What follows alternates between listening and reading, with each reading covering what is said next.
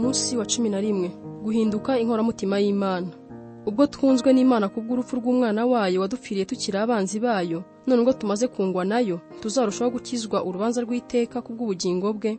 Abaroma igice cya 5 umurongo wa 10. Imana ishaka kuba inkoramutima yawe. Imibanire yawe n'Imana igira amasura menshi atandukanye. Imana ni umuremyi wawe, ni umwami wawe na shobuja, umucamanza, umucunguzi, data, umukiza n'andi mazina menshi. Ariko ihame rishobora kugutungura ni ukumva ko Imana ishaka kuba inshuti yawe. Muri Edeni tubona imibanire y'Imana n'abantu itarimo amakemwa. Adamu na Eva bagiraga ubucuti magana n'Imana.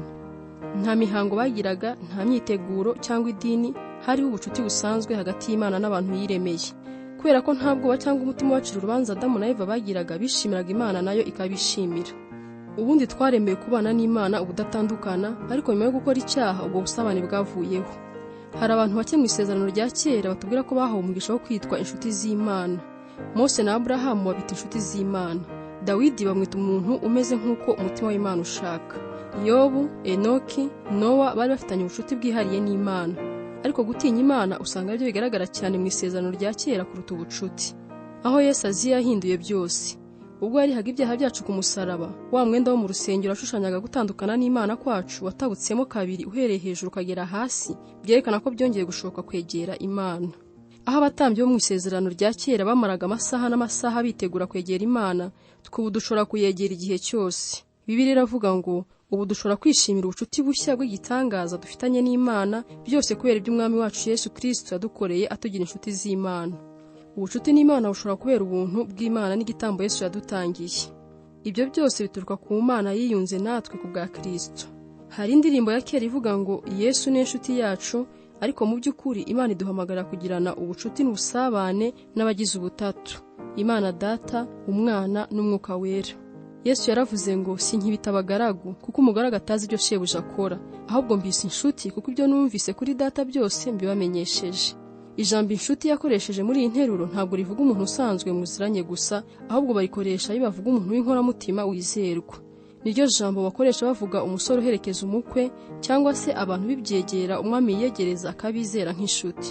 Mu ngoro z'abami abagaragu bagomba kwitarura kure y'umwami, ariko inshuti ze zibyegera zigira hafi zikavugana nawe, zikamugeraho ndetse bagasangira n'amabanga. Kumva ko Imana ishaka kungira inshuti magara birangora kubyumva, ariko Bibiliya iravuga ngo Uwiteka ni Imana ifuhira ubucuti bwanyu nayo.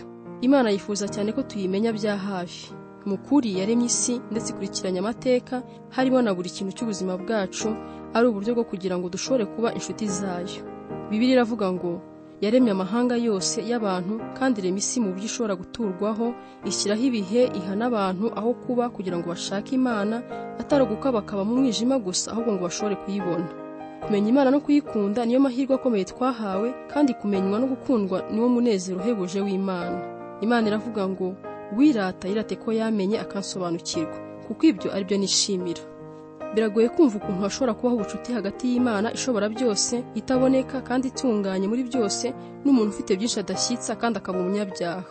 Biroroshye kumva imibanire hagati y'umutware n'umugaragu, cyangwa se hagati y'umuremyi n'ikiremwa, ndetse wenda hagati y'umubyeyi n'umwana. Ariko nasobanura nte ko Imana ishaka kuba inshuti yanjye? Iyo twitegereje ubuzima bw'ababaye inshuti z'Imana muri Bibiliya, twiga amabanga 6 yo kugira ubucuti n'Imana. Turareba amabanga 2 muri iki gice, andane tuzasesengura mu gice gikurikira. Uburyo bwo guhinduka inkoramutima y'Imana. Icyambere, guhora uganira nayo. Ntuzigera ugirana ubucuti bukomeye n'Imana kuko kujya mu rusengero rimwe mu cyumweru, cyangwa kuko kugira igihe cyo kwihererana nayo rimwe ku munsi. Ubucuti n'Imana bukuru uko ugenda uvugana nayo ibyo uhura nabyo byose mu buzima. Birumvikana ko ugomba kugira akamenyero ko guhura n'Imana buri munsi mu buryo bwo gusenga no gusoma ijambo ryayo, ariko Imana yifuza ibirenze umubonano umwe muri gahunda zawe za buri munsi. Ishaka ko uyiha umwanya muri buri kintu ukora, muri buri kiganiro, muri buri kibazo, ndetse no muri buri gitekerezo.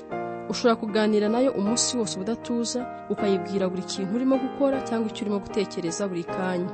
Gusenga ubudatuza bivuga kuvugana n'Imana irimo kugura ibintu, utwaye imodoka, ukora akazi kawe, cyangwa se ikindi cyose waba uhugiyemo. Benshi bibeshya ko kugirana igihe n'Imana ari ukujya ahantu uri wenyine nayo.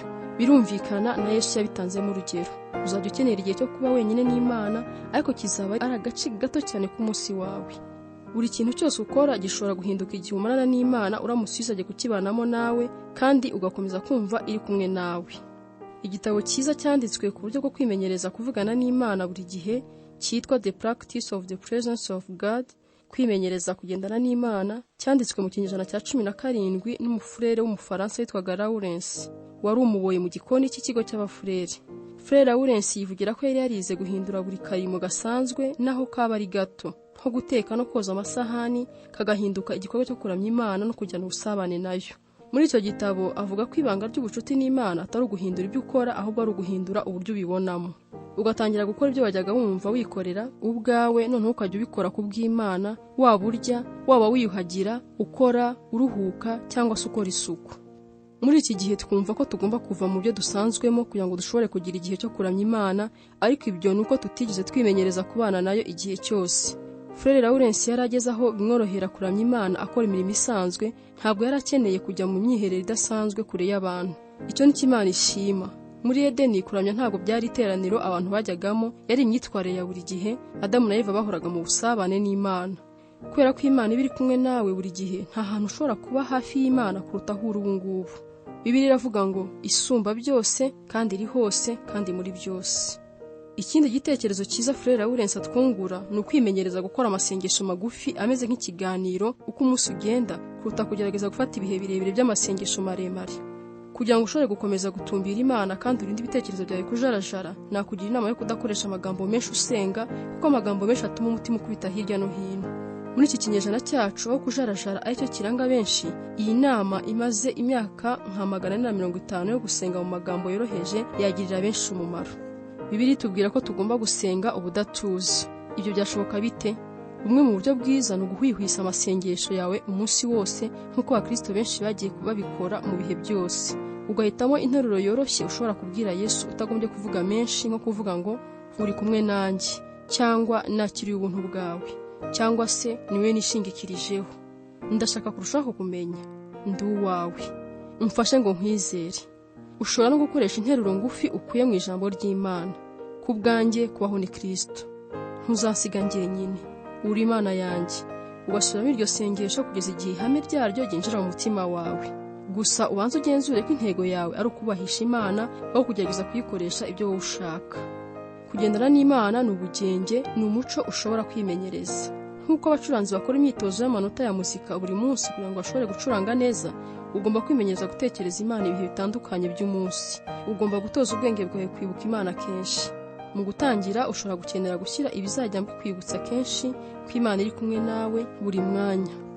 Ushobora gutangira ushyiraho udupapuro umanika aho ubona. Ushobora nko kwandika udupapuro tuvuga ngo Imana iri kumwe nanjye kandi mu ruhande rwanjye ubu ngubu. Abihaye Imana baba Benedictine bakoresha inzogera bavuza buri saha ibibutsa gutuza no kuvuga isengesho rya buri saha. Niba ufite isaha cyangwa mobile ifite inzogera ari byo alarme, nawe ushobora gukora nkabo. Rimwe na rimwe uzajya wumva ko Imana iri kumwe nawe, ubundi ntacyo uzajya wumva.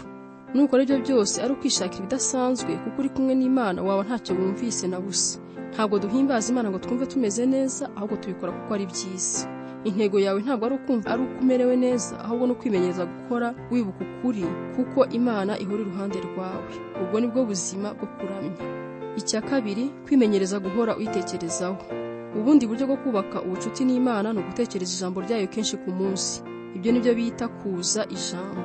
Kandi kenshi biri dutera umwete wo guhora dutekereza ku Mana, kwibuka uko iteye, ibyo yakoze n'ibyo yavuze. Ntushobora kuba inshuti y'Imana utitoje kumenya ibyo ivuga. Ntushobora gukunda Imana keretse uyizi neza, kandi ntushobora kuyimenya utazi ijambo ryayo. Bibiliya iravuga ngo Imana yajyaga yiyereka Samweli mu ijambo ryayo. None munsi Imana iracyakoresha ubwo buryo. Nubwo udashobora kumara umunsi wose usoma Bibiliya, ushobora kuyitekerezaho kenshi mu munsi, wiyibutsa imirongo wasomye cyangwa se wafashe mu mutwe, kandi ugakomeza ukayuza mu bitekerezo byawe. Kwiyumvira aribyo meditation, abantu benshi bakunze kwifata nk'ibintu bikomeye, nk'ibintu by'ubwiru byagenewe abantu bihaye Imana bakajya kuba mu bigo byabo n'abandi nkabo. Ariko ubundi kwiyumvira ni ugushyira ibitekerezo byawe hamwe, ni ubuhanga umuntu wese ashobora kwiga kandi akabukoresha ahantu hose. Iyo ukomeza gutekereza ku kibazo ntukivaneho umutima, babyita guhangayika. Iyo ukomeje gutekereza ku ijambo ry'Imana nturikureho umutima, urimo kuryiyumvira. Niba ushobora guhangayika, ugushobora no gutekereza ku ijambo ry'Imana. Icyo ukeneye ni uguhindura ibitekerezo byawe, ukabikura ku bibazo byawe, ukabyerekeza ku mirongo ya Bibiliya. Uko urushaho gutekereza ku ijambo ry'Imana, niko ibyo uhangayikira bizagabanuka. igituma Imana yafataga Yobu na Dawidi nk'inshuti magara ni uko bakundaga ijambo ryayo kuruta ibindi byose kandi bakaritekerezaho kenshi mu munsi. Yobu yarivugiye ati, amagambo yo mu kanwa kayo yambereye ubutunzi, bundutira ibyo kurya binkwiriye. Dawidi we yaravuze ngo, amategeko yawe nyakunda ubu bugeni, niyo nibwira umunsi ukira. Ahandi yandika ngo, nzibwira ibyo wakoze byose, nzita ku bikomeye wakoze. Inshuti zisangira amabanga, n'Imana izakumenera amabanga yayo nufata akamenyero ko gutekereza ku ijambo ryayo umunsi wose. Imana yahishuriye Aburahamu amabanga yayo, yabikoreye Danieli, Pawulo n'abandi bigishwa n'izindi nshuti zayo. Nusoma Bibiliya cyangwa ukumva inyigisho cyangwa ukumva kasete, ntugahite ubyibagirwa ngo wigendere. Ufata akamenyero ko gukomeza gutekereza ku byo wumvise, ukomeze ubigarukeho kenshi. Uko umara igihe utekereza ku byo Imana yavuze, niko uzarushaho gusobanukirwa amabanga y'ubu buzima abantu benshi batajya bamenya. Bibiliya iravuga ngo, ubucuti bw'Imana yabugeneye abayubaha, abo bonyine nibibwira amabanga yayo. Mu gice gikurikira turarebera hamwe andi mabanga ane yo kubagara ubucuti n'Imana, ariko ntutegereze ejo. Utangire uyu munsi kwimenyereza kuganira n'Imana ubudatuza no gukomeza gutekereza ku ijambo ryayo. Iyo usenga bigufasha kubwira Imana, iyo utekereza ku ijambo ryayo bifasha kukubwira. Byombi birakenewe niba ushaka kuba inshuti y'Imana. Gutekereza ku ntego y'ubuzima bwanjye. Ingingo yo kuzirikana. Imana irashaka kuba inkoramutima yawe. Umurongo wo gufata mu mutwe. Ubucuti bw'Imana yabugeneye abayubaha.